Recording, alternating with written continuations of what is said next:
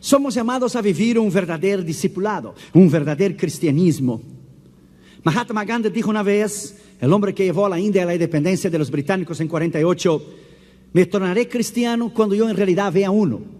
La necesidad de Mahatma Gandhi era de haber conocido un verdadero cristiano que pudiera expresar el verdadero carácter de Cristo y expresar la vida de Cristo adentro de sí mismo. Armstrong, uno de los astronautas que fue a la luna con el proyecto espacial de 1969, cuando él caminó en la luna y salió de su cápsula espacial Apolo 11, el mundo entero lo vio. Más de 600 millones de personas alrededor del mundo miraron a los americanos llegar a la luna en julio del 69. Y él abrió la Biblia y leyó Génesis 1:1. En el principio Dios creó los cielos y la tierra. Y Armstrong, cuando regresó a la tierra, escribió un libro que se llamó The Happiest People on Earth, el pueblo más feliz de la tierra, nosotros los cristianos, donde él dice que nosotros los cristianos, por conocer a Dios, por tener un Dios inagualable, diferente de las demás sectas y religiones, tenemos el motivo suficiente de alabarlo mañana, tarde, noche y de vivir una vida recta e íntegra, y lo que es tener el gran privilegio de conocer a Cristo como nuestro Señor y Salvador.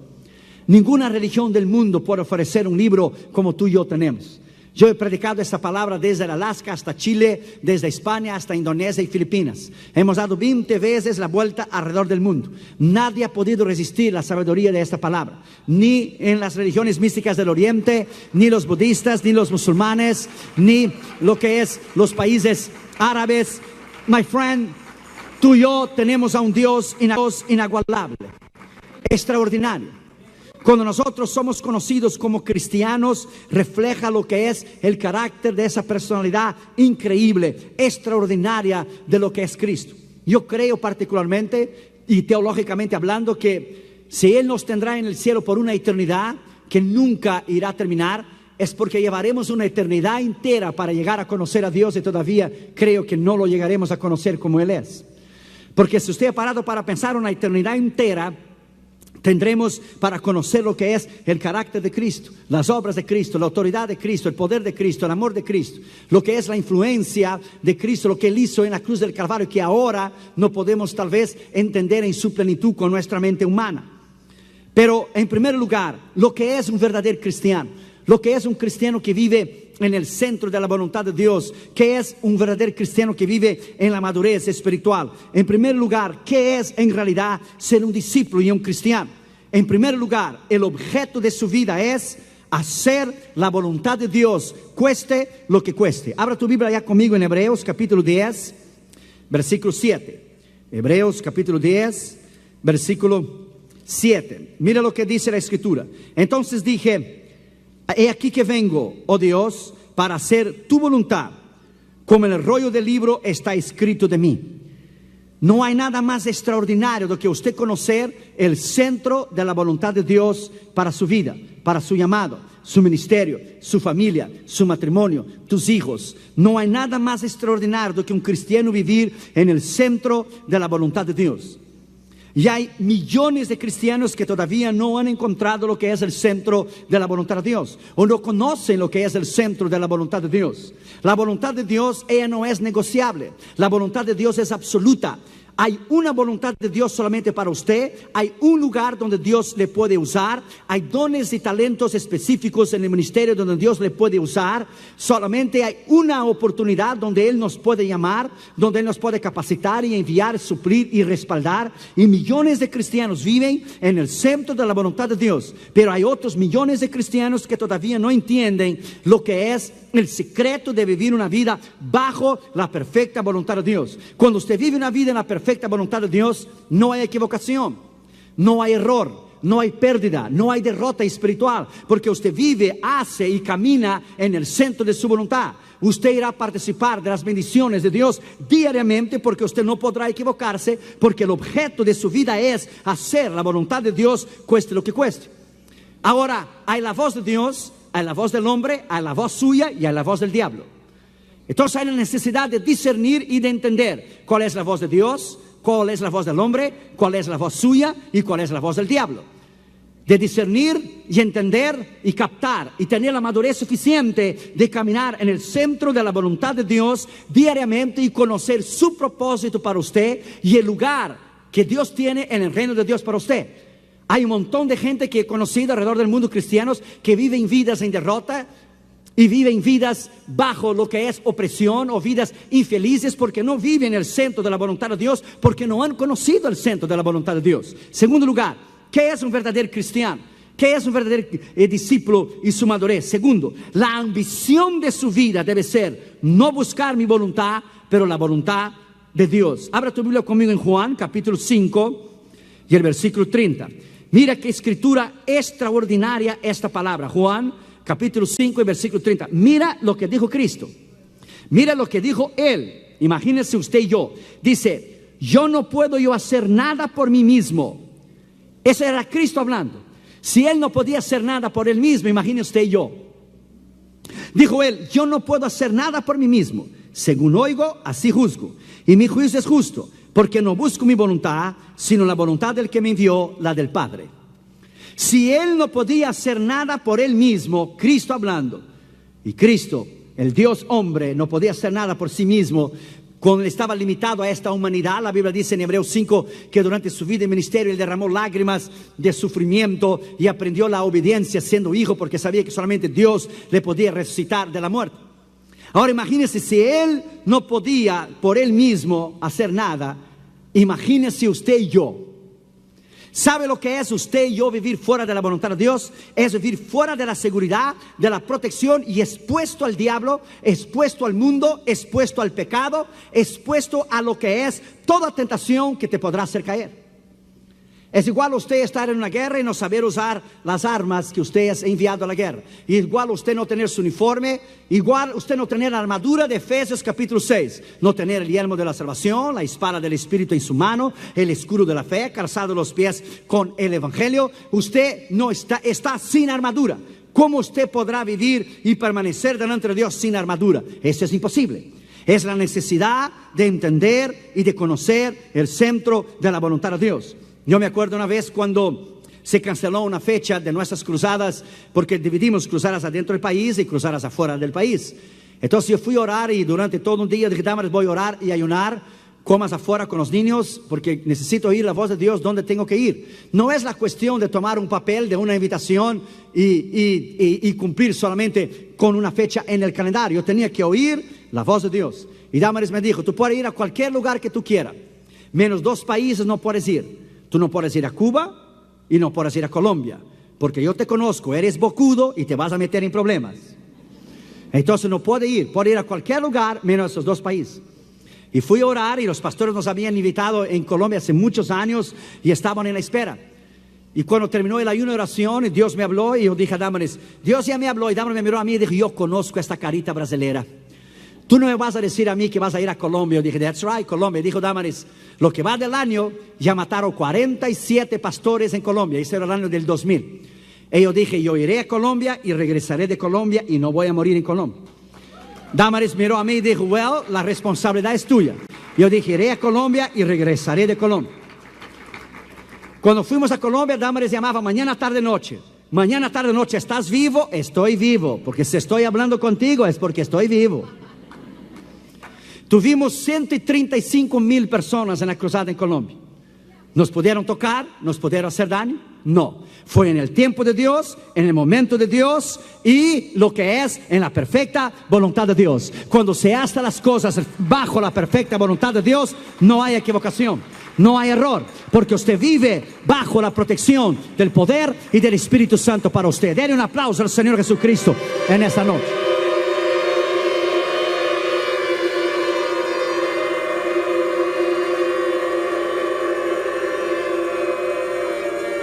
Es la seguridad de vivir bajo la voluntad de Dios. La voluntad de Dios es extraordinaria. Después, en el año del 2005, Damaris con Catherine Jr. y yo regresamos para Colombia. Tuvimos 201,000 personas en la cruzada.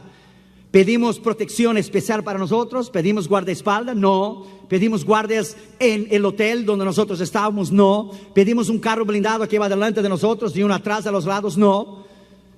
Hoy tenemos cristianos que tienen guardaespaldas, es ridículo. Yo creo que ellos tienen algún secreto de Estado o algo así, porque si la sangre de Cristo no te puede guardar, entonces nadie más te podrá guardar. La sangre de Cristo es suficientemente poderosa para guardarte. La sangre de Cristo es suficientemente poderosa para guardarte y cubrirte en su poder y en su autoridad. Denle un aplauso al Señor Jesucristo. Él es real. Aleluya.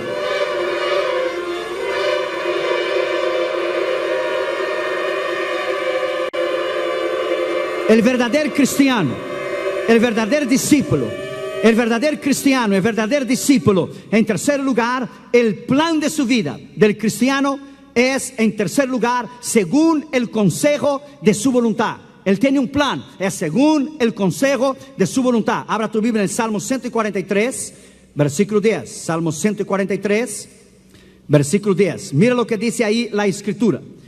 Mira qué escritura extraordinaria. Dice: enséñame a hacer tu voluntad, porque tú eres mi Dios. Usted ve, un Dios personal. Mi Dios, un Dios que tú tienes una relación personal con Él. Tú eres mi Dios. Tu buen espíritu me guía a tierra de rectitud. Entonces el cristiano tiene un plan en su vida. ¿Cuál es? Según el consejo de su voluntad. El plan de Dios para tus estudios, el plan de Dios donde usted va a estudiar, el plan de Dios para tu trabajo secular, el plan de Dios si usted tiene un novio, una novia y quiere descubrir el centro de la voluntad de Dios y casarse en el centro de la voluntad de Dios. Entonces usted debe esperar, porque hay lo bueno de Dios y hay lo mejor de Dios. Hay lo bueno de Dios y hay lo mejor de Dios. Usted tiene que esperar. Usted tiene que saber discernir lo que es lo mejor de Dios. Lo bueno de Dios dura un tiempo y termina, pero lo mejor de Dios dura una eternidad. Entonces tiene que esperar. Usted tiene que tener la habilidad de discernir y esperar. El plan del verdadero cristiano, del verdadero discípulo, es según el consejo de su voluntad. Cuando usted hace todo según el consejo de su voluntad, usted camina bajo la perfecta voluntad de Dios. No hay error, no hay equivocación. El diablo no podrá tocarte. No hay manera de usted perder. No hay manera de vivir en derrota. No hay. ¿Por qué? Porque usted vive en el centro de su voluntad. Cristo vivió una vida victoriosa y poderosa. ¿Por qué? Porque Él mismo dijo: no hago la voluntad mía, sino la voluntad de aquel que me envió. Entonces muchos cristianos se debaten entre la carne y el espíritu y no pueden entender lo que es vivir en el centro de la voluntad de Dios. Lo que es entender el centro de la voluntad de Dios. La voluntad de Dios es solo una para usted. Usted no puede negociar con Dios. Ella es una voluntad absoluta. Usted sale fuera de la voluntad de Dios, usted pierde la bendición de Dios, usted pierde la protección de Dios, usted pierde el poder de Dios, usted pierde la autoridad de Dios, usted pierde el respaldo de Dios, usted pierde lo que es todas las promesas que Dios tiene para usted, porque usted está fuera de la voluntad de Dios. Yo conozco chicos y chicas que se casaron fuera de la voluntad de Dios y hoy viven vidas que son un desastre, vidas en derrota. ¿Por qué? Porque no esperaron el centro de la voluntad de Dios. Es necesario que usted espere, oiga y disciernas y sepas lo que es el centro de la voluntad de Dios. Cuarto lugar, el verdadero cristiano, el verdadero discípulo, el aprendizaje de su vida es: enséñame a hacer tu voluntad. Enséñame a hacer su voluntad y según el consejo de tu voluntad. No solamente enséñame a hacerla, pero yo necesito tener un consejo de su voluntad. El verdadero discípulo, el verdadero cristiano, el aprendizaje de su vida es según el consejo de su voluntad. Abra tu Biblia conmigo en Salmo 40, versículo 8. Salmo 40, versículo 8. Mira qué escritura extraordinaria está escrito ahí para nosotros en el Salmo 40 y el versículo 8. Es una escritura poderosa. Dice: el hacer tu voluntad, Dios mío, me ha agradado, y tu ley, o sea, tu palabra, está en el medio de mi corazón. Mira, fíjese bien esa palabra: el hacer tu voluntad, Dios mío, nuevamente un Dios personal, me ha agradado, y tu ley está en el medio de mi corazón. Entonces hay un plan de su vida que es hacer la voluntad de Dios. Hay una ambición de su vida que es no buscar mi propia voluntad. Hay un plan de su vida que es enséñame a hacer tu voluntad. Hay un aprendizaje de su vida que es el segundo el consejo de su voluntad, que usted vive, usted aprende, usted oye, usted es dirigido. El Espíritu Santo tiene la habilidad y el poder para dirigirle, para enseñarle, para librarle de peligros, para librarle de tomar una decisión equivocada. Pero en quinto lugar hay la disciplina de tu vida. La disciplina del verdadero cristiano, del verdadero discípulo, su disciplina de su vida es: no se haga mi voluntad, aunque cueste el dolor, aunque cueste el sufrimiento, no se haga mi voluntad, pero la tuya. Lucas capítulo 22, versículo 42. Lucas capítulo 22, versículo 42. Ahí está Cristo en el huerto del Getsemaní, sufriendo, y dijo: Padre, si quieres, pasa de mí esta copa, pero no se haga mi voluntad, sino la tuya. A veces el camino de la obediencia de Dios será un camino de dolor y de sufrimiento. Algunos teólogos dicen aquí en esta escritura que Cristo estaba intentando negociar con el Padre, que si era posible que el Padre llevara a cabo el plan de la redención de una otra forma, que intentase evitar que Él sufriera y muriera en el Calvario. Yo no creo. Yo creo que Cristo aquí primero crucificó su yo, crucificó a sí mismo, su voluntad, para después ser crucificado su carne. Él dijo: no se haga mi voluntad, sino la tuya. Entonces, muchas veces el camino más fácil, el atajo, no es el plan del camino de Dios. No es a veces lo que nosotros pensamos o lo que nosotros queremos, sino vivir en el centro de su voluntad es igual a sufrir, a ser enviado como misionero a algún país que usted no conoce, en el Congo, en Tanzania, en África, Filipinas, Indonesia. Tal vez el centro de la voluntad de Dios sea que usted sirva a Dios en esa iglesia, o en una otra iglesia, o en ese país, o en un otro país. Solamente Dios conoce el centro de su voluntad. Oswald Smith, que fue el gran pastor del templo de People's Church, la iglesia del pueblo en Toronto, en el Canadá, cuando él era jovencito, él se inscribió como candidato a ser misionero, y le hicieron una prueba para ver si él era apto, si él era capaz para ser misionero. Entonces él estaba en la cola con los demás, en la fila con los demás candidatos al ministerio, y él estaba orando. Dijo: Señor, esta es mi oportunidad, quiero servirte, yo sé que seré aprobado como misionero y tú me enviarás para ser misionero en cualquier parte que tú quieras. Cuando el board, la mesa directiva de su concilio y su denominación lo examinó, encontraron que él no era suficientemente capaz de ser enviado como misionero.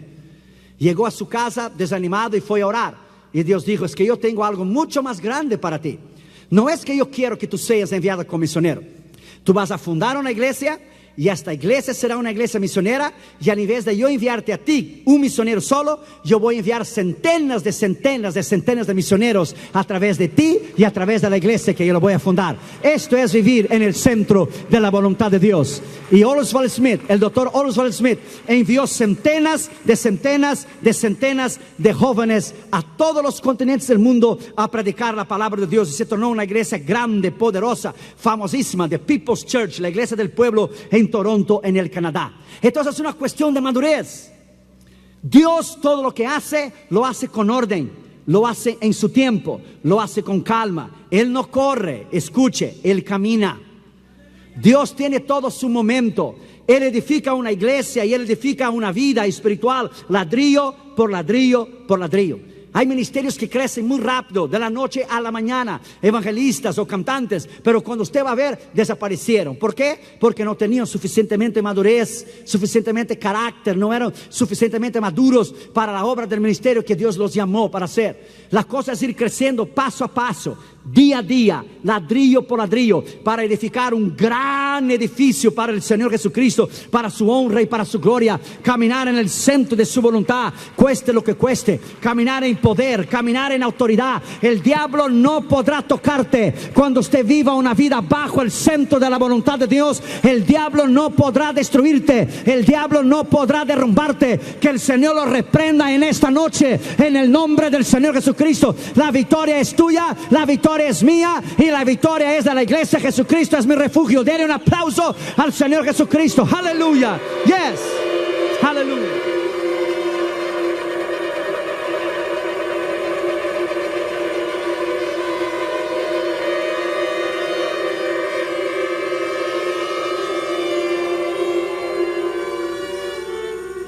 El verdadero cristiano, el verdadero discípulo, que conoce que el objeto de su vida es hacer la voluntad de Dios, que la ambición de su vida no es buscar su propia voluntad, que el plan de su vida es enséñame a hacer tu voluntad, que el aprendizaje de su vida es según el consejo de su voluntad, que la disciplina de su vida no se haga mi voluntad, es un hombre y una mujer madura, capaz de soportar las pruebas, luchas y tribulaciones, porque sencillamente vive en el centro de la voluntad de Dios.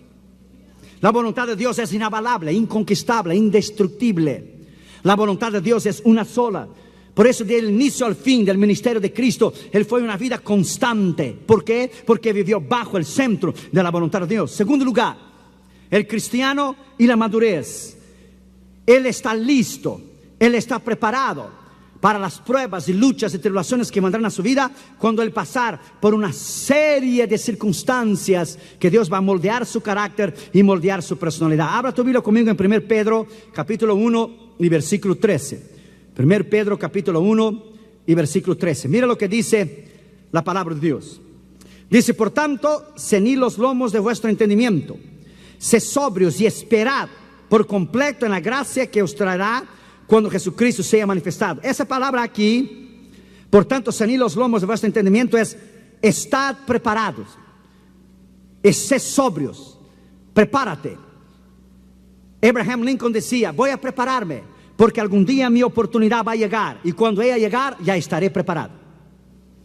Usted debe que saber que el plan de Dios es un plan que llevará una vida entera para Él cumplir en usted el propósito que Él quiere cumplir en usted.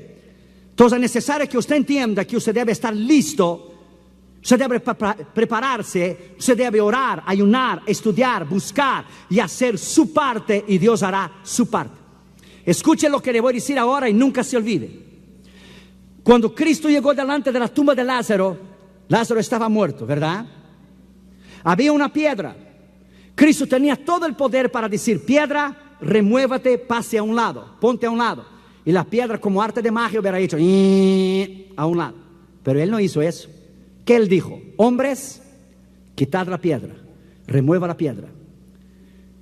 Aquí hay una aplicación muy importante. Solo Él podía resucitar a Lázaro, pero los hombres que estaban ahí podían remover la piedra. Lo que usted puede hacer, Dios no va a hacer nunca por usted. Nunca. Solo Él podía resucitar a Lázaro, pero los hombres podían remover la piedra. Lo que usted puede hacer, Dios no hará por usted. Dios no irá a una universidad teológica por usted, usted tiene que ir. Dios no irá a un colegio, a un teológico, a un seminario, usted tiene que ir. Usted tiene que tomar un lápiz, usted tiene que leer libros, usted tiene que prepararte, usted tiene que capacitarte, usted tiene que hacer su parte. Dios no va a bajar del cielo e instruirle a usted personalmente. La Biblia es clara: hay la parte de Dios y hay la parte suya. Trabajamos en un equipo. Usted y yo hacemos lo que podemos hacer, y Él hace lo que tú y yo no podemos hacer. Esa es la llave del crecimiento en el reino de Dios y de un cristiano maduro. Esa es la capacidad que un cristiano maduro que vive en el centro de la voluntad de Dios entienda: que hay la parte de Dios y hay la parte suya. Primero, el cristiano es llamado para predicar su palabra en primer lugar. Abra tu Biblia en Romanos capítulo 1, versículo 15. Romanos capítulo 1, versículo 15 y versículo 16. Dice la palabra de Dios: así que en cuanto a mí, pronto estoy para anunciarles el evangelio. Estoy listo, capacitado. También a vosotros que estáis en Roma, porque no me avergüenzo del evangelio, porque es poder de Dios para la salvación de todo aquel que cree, el judío primero y después al griego. Usted debe prepararse, usted debe estudiar. Esa historia de que abriré tu boca y el Señor me va a llenar, te va a llenar de viento si usted no sabe nada. Esa es una excusa de los haraganos y de aquellos que no quieren estudiar, que no quieren ir a una librería, que no quieren comprar libros, no quieren ir a un seminario, no quieren estudiar porque dan la excusa que es solo el poder de Dios y la autoridad de Dios. Esto usted podía decir cuando no existían colegios bíblicos, no existían seminarios, en el principio de la iglesia primitiva. Pero es incalculable el prejuicio causado hoy en día por obreros sin preparo y sin instrucción, que han salido a hacer la obra de Dios del ministerio sin conocer el Dios del ministerio primero. Muchos han predicado el Dios del ministerio sin conocer el Dios del ministerio. Imagínese usted si usted fuera el médico y el médico le dijera a usted: siento mucho, señor o señora, yo no he estudiado anatomía del cuerpo humano, pero de cualquier manera, a ver, secretaria, darme el serrucho ese que está ahí atrás de la puerta, le vamos a cerrarle y lo vamos a coserle. Usted aguante firme, sin anestesia, como los meros de Jalisco, no te rajes, hombre. Usted aguántale firme. ¿Qué usted haría? Salía corriendo. Digamos que usted fuera al dentista y el dentista le dijera a usted: yo no he estudiado odontología, yo no sé cómo trabajar en sus dientes, pero yo tengo un alicate muy bueno, con él le vamos a sacar sus dientes sin anestesia. ¿Qué usted haría? Digamos que yo estuviera sentado adentro de un avión que viajo una semana así, cada miércoles, cada lunes, miércoles y lunes. Imagine que yo estuviera sentado en un avión y el piloto tomara el micrófono y dijera: señores y señoras, yo no he estudiado aviación, no sé cómo despegar este aparato, pero una vez que se despegue en el aire, será más fácil bajarlo de allá de arriba. No sabemos cómo vamos a bajar, pero será más fácil. ¿Usted cree que yo me quedara sentado adentro de ese avión? Con toda la fe y el conocimiento que tengo de Dios, ¿usted cree que yo quedaría sentado adentro del avión si el hombre anunciara que no había estudiado aviación y no sabe pilotear un avión? Una cosa es fe, otra cosa es locura. My friend, es lo mismo.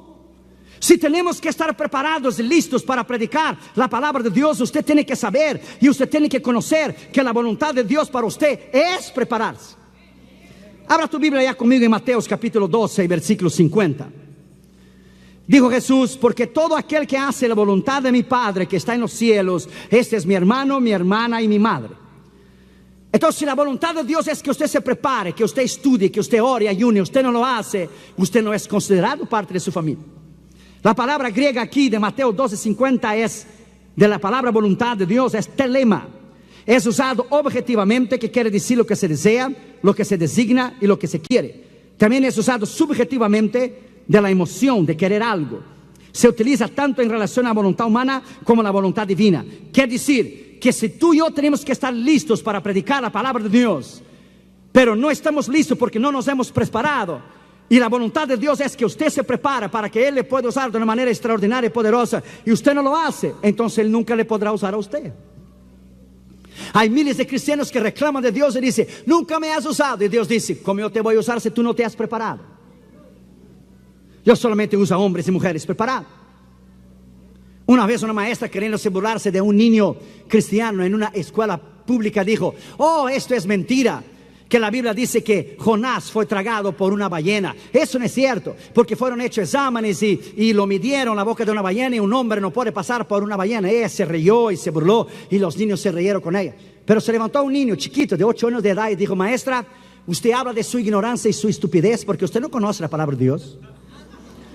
La Biblia no dice ballena, la Biblia dice un gran pez o un gigante marino. No dice ballena, dice un gran pez o un gigante marino. Pero como era niño chiquito de 8 años de edad, él dijo: pero cuando yo llegara al cielo, yo voy a preguntar a Jonás si era ballena, si era un gran pez o un monstruo marino. Y la maestra dijo: oh sí, qué gracioso. Y si Jonás está en el infierno, y dijo el niño: en este caso, usted le pregunte, cuando usted llegue allá abajo, usted le pregunta. Usted le pregunta. La necesidad de prepararse, de estar listo, de conocer a Dios y hacerlo conocido. Jesucristo levantó sus ojos en Juan 17 y dijo: la vida eterna es esta, que te conozcan. Él no dijo que crea. Si usted cree en Dios, usted no hace nada de extraordinario. Hasta el diablo cree y tiembla. Creer en Dios no le hace a usted espiritual. Todo el mundo cree en Dios. Todo el mundo nace con un dispositivo en el corazón de creer en Dios. Nadie va a ir al infierno por dejar de creer en Dios, porque el que dice que no cree en Dios miente. ¿Por qué? Porque la persona humana nace con un dispositivo de creer en Dios. Es como usted decir: yo creo que tengo sangre. Usted no necesita creer, usted nació con ella. La vida eterna es esta, que te conozcan a ti. Él no dijo que creen en ti, que te conozcan a ti como el Dios verdadero y a Jesucristo del cual es enviado. Somos llamados a conocer a Dios y a hacerlo conocido. Que el mundo conozca a Dios a través de nuestras vidas. Un verdadero discípulo, un verdadero cristiano. Debemos estar listos. Segundo, tenemos que estar listos para responder a cualquiera que nos pida razón de nuestro cristianismo. Abra tu Biblia en 1 Pedro capítulo 3. 1 Pedro capítulo 3, versículo 15. Mira lo que dice la palabra de Dios. Mas también si alguna cosa padecéis por causa de la justicia, bienaventurados sois, sino que santificad a Dios el Señor en vuestros corazones, y estar siempre preparados para presentar defensa con mansedumbre y reverencia ante todo aquel que los demande razón de vuestra fe en la esperanza que hay en vosotros. Usted no necesita enojarse cuando alguien no cree en Cristo, o enojarse cuando alguien no conoce a Cristo como Señor y Salvador. Usted tiene que tener la capacidad de responderlo con mansedumbre y paciencia para persuadirlos y llevarlos a la fe. ¿Cómo usted puede hacer eso? Conociendo a Dios. Es a través del conocimiento de Dios que usted lleva a alguien al conocimiento de Dios. Es a través de la persuasión del Espíritu Santo que usted puede llegar a alguien y llevarlo a conocer a Dios. Eso demanda preparación. El diablo sabe que usted sabe, o el diablo sabe que usted no sabe. Es la cuestión suya de prepararse, de estudiar.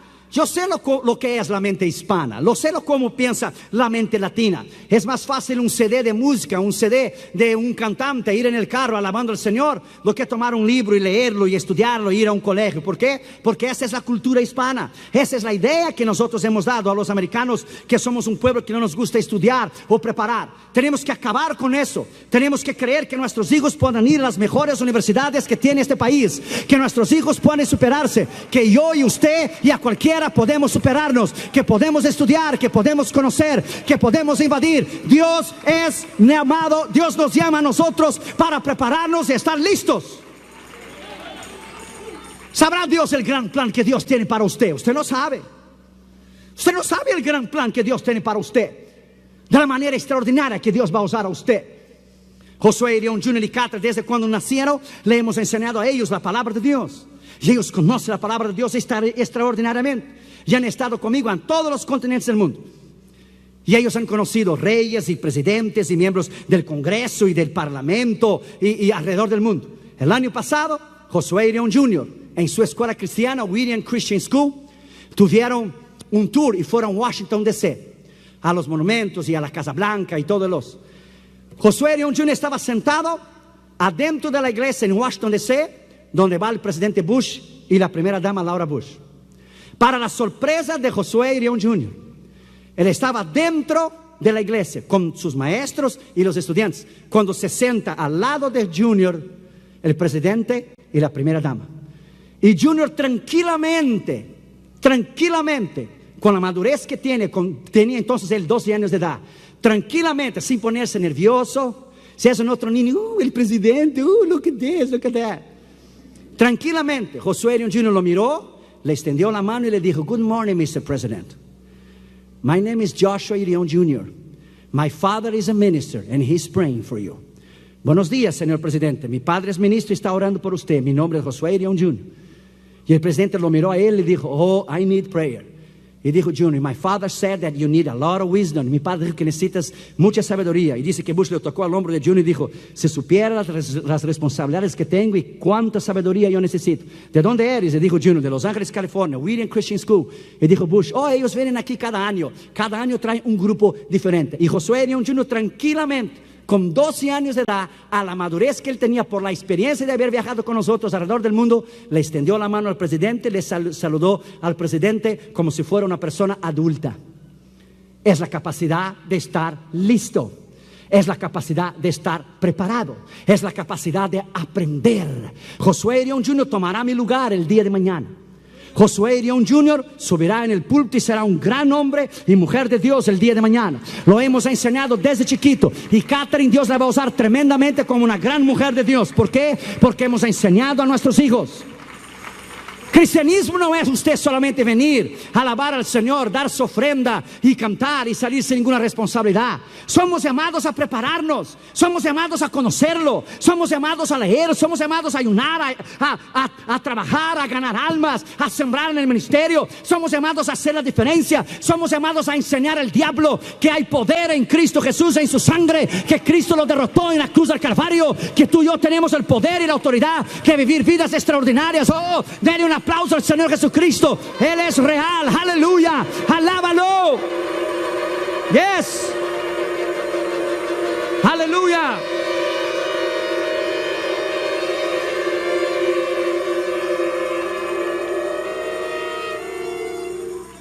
El verdadero cristiano, el verdadero discípulo, en tercer lugar, no solamente está listo para predicar, o no solamente está listo para responder, pero él está listo para morir por Cristo en cualquier lugar, en cualquier momento y en cualquier circunstancia.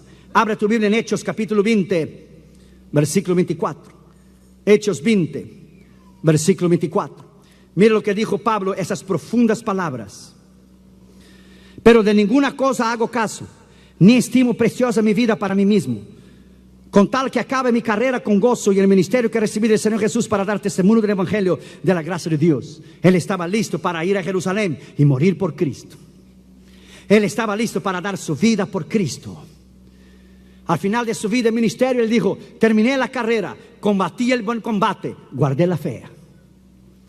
Es terminar, no importa cómo usted empieza, lo que importa es cómo usted termina.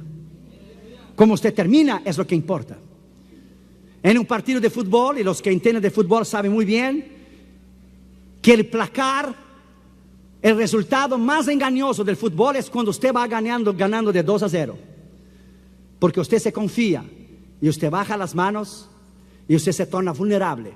El otro equipo puede hacer 2-1, 2-2 y ganarlo de 3-2. Hasta el último pitazo final, usted nunca podrá decir que usted ganó un partido. Usted puede empezar perdiendo de 1-0, 2-0, hasta 3-0 y ganar de 4-3. Es como termina que importa, no como usted empieza. Cuando México juega con Brasil, siempre es lo mismo. México siempre sale ganando y termina perdiendo. El otro día Josué León Jr. fue conmigo en el Coliseo allá en Los Ángeles. Fue la despedida de Romario y la despedida del ex portero de México, el jovencito ese. Muy buena gente ese chico, muy humilde, Jorge Campos. Entonces México salió ganando de 1-0 y Junior se enojó y dijo: ¿cómo es posible que el pentacampeón del mundo esté perdiendo para México? Dijo: tranquilo Junior, calma. Ahora Brasil le empata y viramos el juego. Al final del primer tiempo empatamos de 1-1. Con el segundo tiempo hicimos 2-1. Cuando terminó el juego, yo dije: Junior, no te dije lo que es la experiencia. Tranquilo, deja a los mexicanos gozarse un poco. Deja a ellos alegrarse un poco. Entonces el periódico de La Opinión puso en la primera plana: México jugó como nunca y perdió como siempre. Cristo le ama, no te rajes, hombre, no seas patriota. Si usted ya le ganó a Brasil, usted ya ganó a nosotros en una Copa de las Confederaciones, en el México de Éfeso, porque Brasil entrena cuando juega con México. No es cierto, no es cierto. Usted ya le ganó a Argentina, usted ya le ganó a Brasil, usted ya le ganó a los grandes equipos. Solo le falta una Copa del Mundo.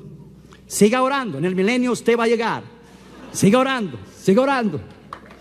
Pero es estar listo. Estar listo, my friend. Yo digo esas cosas para que usted entienda. En el mundo natural todo es preparación. Nosotros miramos a Mike Tyson pelear, o miramos mejor ainda Evander Holyfield. Y cuando fue la pelea Evander Holyfield y Mike Tyson, usted sabe que Evander Holyfield es cristiano. Entonces Mike Tyson en la conferencia de prensa le miró a Evander Holyfield y le dijo: Mohammed is power, Mahoma is power. Y Evander Holyfield quedó callado. En la pelea Evander Holyfield ganó de Mike Tyson. Entonces cuando fue a la conferencia de prensa, Evander Holyfield le pasó delante de Mike Tyson, le miró a él y le dijo: Mike, Jesus Christ is power. Jesus Christ is power. Aleluya. Nosotros le miramos a ellos pelear en lo que es en el Caesar Palace en Las Vegas. Pero nosotros no le miramos a ellos a levantarse temprano y entrenar 4 o 5 horas todos los días. Usted miró la película Rocky 1, Rocky 2, Rocky 3, 4 y 5. Ahora creo que salió la 5, ¿verdad?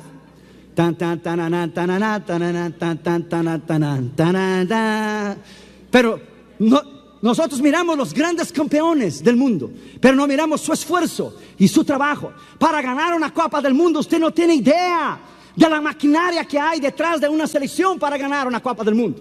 No es solamente entrar en campo y ganar. Hay una maquinaria. Hay un país entero detrás de una nación. Hay psicólogos, hay médicos, masajistas. Hay una maquinaria increíble para que un país gane una Copa del Mundo. My friend, es necesario estarmos listos, es necesario buscarlos, es necesario conocerlo. Sea que usted hable a un pobre, a un mendigo, a un desamparado de la calle, o que usted hable a un presidente de la nación, o a un rey, o a un congresista. Usted tiene que estar preparado para hablar a todos los niveles. ¿Por qué? Porque esta palabra habla a todos los niveles del Evangelio del Señor Jesucristo. Esta palabra habla a todos los niveles. Denle un aplauso al Señor Jesucristo. Aleluya, aleluya.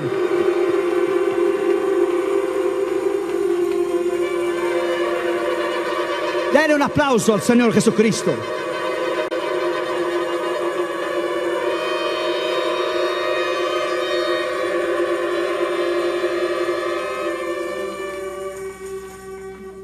En tercer lugar, el verdadero cristiano, el verdadero discípulo, se goza en decir, para mí el vivir es Cristo. Se goza en caminar en su palabra. Se goza en conocerlo. Abra tu Biblia en Habacuc, capítulo 3, versículo 18. Habacuc, capítulo 3, versículo 18. Ábralo allí. Habacuc 3, 18. A ver, encontre Habacuc. Una vez, Damaris y yo estábamos en una iglesia. Y yo le dije, abren sus Biblias en el libro de Colosenses. Y una hermana estaba sentada al lado de Damaris. Y la hermana no podía encontrar el libro de Colosenses. Y dijo Damaris, oh, está antes de Génesis. Y la hermana fue allá y le buscó y dijo, oh, no, aquí no está, aquí no está. Y dijo, oh, disculpe hermana, está después de Apocalipsis. Y la hermana fue allá y lo buscó después de Apocalipsis, pero no podía encontrar dónde estaba. Y después de muchos intentos, la hermana finalmente le miró a Damaris y dijo, hermana Irión, yo creo que mi Biblia no trae el libro de Colosenses. No, no sabía dónde estaba el libro de Colosenses. Lea la palabra, estudie la palabra, ame la palabra, camine en la palabra, crea en la palabra, conozca la palabra, alabado sea su nombre, aleluya, la palabra es Cristo, Cristo es la palabra, alabado sea su nombre. Es necesario prepararse, es necesario buscarlo, aleluya.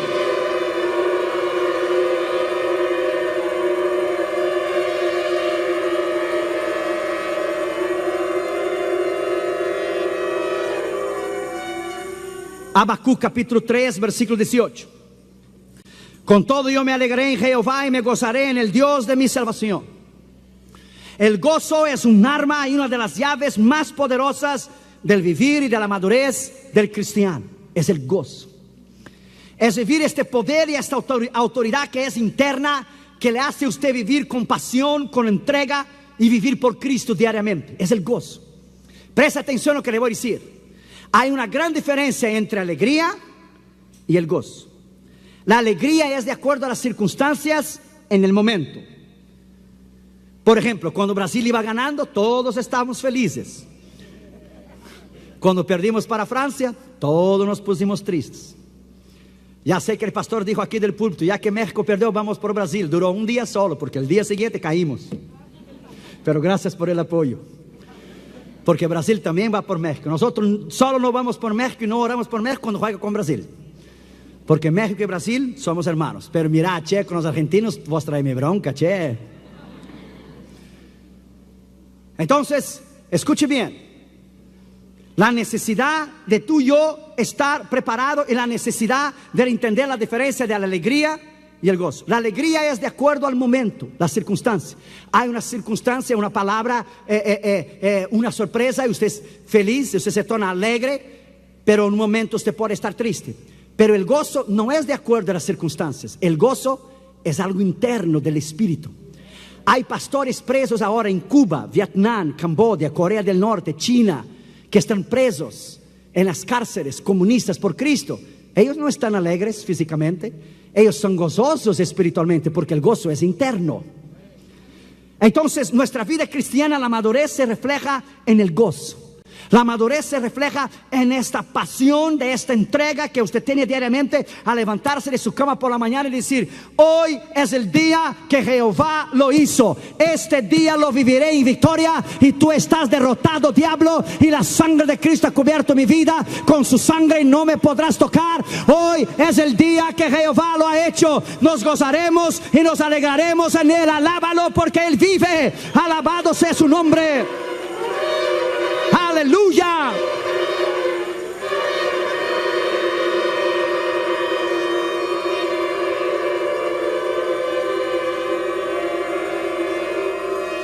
Entonces hay una diferencia de la alegría y el gozo. Entonces, en primer lugar, el verdadero cristiano, el verdadero discípulo, en primer lugar, él dice: para mí el vivir es conocerle. Abra tu Biblia ya en Filipenses capítulo 3, versículo 10. Filipenses capítulo 3, versículo 10. Mira lo que dice la palabra de Dios. Filipenses capítulo 3, versículo 10. A fin de conocerle el poder de su resurrección y la participación de su padecimiento, llegando a ser semejante a Él en su muerte. Entonces el gozo tuyo y el mío es conocerlo. Hoy me pasé todo el día en el cuarto del hotel escribiendo el 5º libro. Estoy escribiendo el secreto de la oración eficaz. Cuanto más se conoce, más se estudia, más saca las aguas de conocimiento de ese pozo interminable eterno de la palabra de Dios, menos lo conocemos. El gozo de escribir, el gozo de poner las ilustraciones, los versículos, y el Espíritu Santo te recuerda libros que has leído, te recuerda de experiencias, donde has predicado, donde has vivido. Es un gozo extraordinario servirle. Para muchos cristianos es un peso ir a la escuela dominical los domingos por la mañana. Es verdad. Para muchos cristianos es un peso venir a los cultos durante la semana. ¿Quién dirá para muchos cristianos culto todos los días? Oh, esto es fanatismo. Como que usted no viviera todos los días. Como que usted no comiera todos los días. Como que usted no respirara todos los días. Pida que Dios te guarde solo el domingo para ver qué pasaría con usted. Pida que Dios le bendiga solo el domingo por la mañana para ver qué pasaría con usted. Lo amamos y lo servimos lunes, martes, miércoles, jueves, viernes, sábado, domingo. Y lunes, martes, miércoles, jueves, viernes, sábado, domingo. Porque lo amamos, porque lo conocemos, porque es un gozo servirle. Oh, alabado sea su nombre. Oh, I love you, Jesus. Alábalo, iglesia, alábalo. Yes. Aleluya.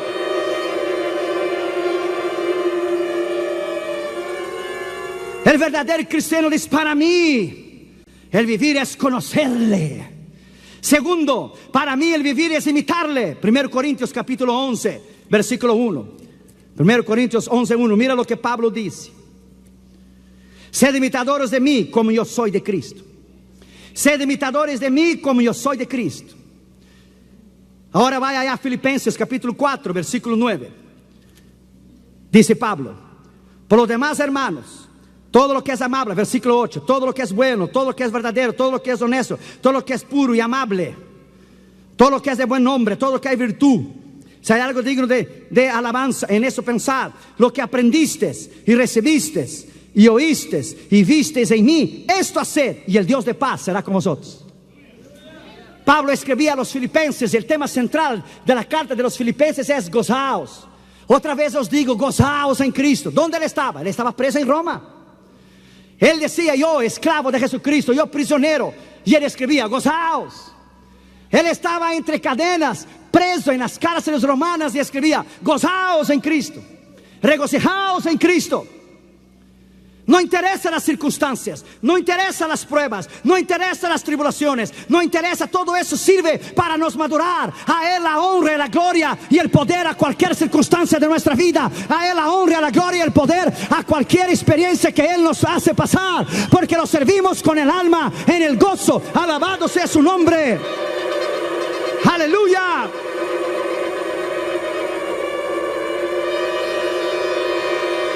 Alabado sea su nombre.